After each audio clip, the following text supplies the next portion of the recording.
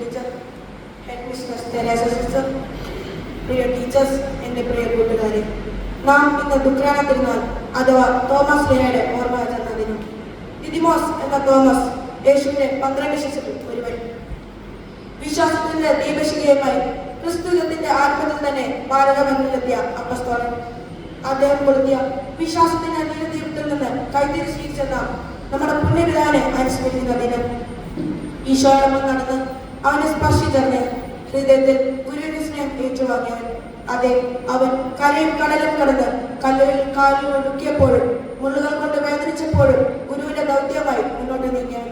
നമ്മിലേക്ക് വിശ്വാസം പകർന്നതെന്ന് ഈശോയെ ഉപരി അവിടുത്തെ മുഴുവനെ സേവിച്ച് അവിടുത്തെ സാക്ഷ്യമായി മുന്നോട്ട് നീങ്ങിയവൻ.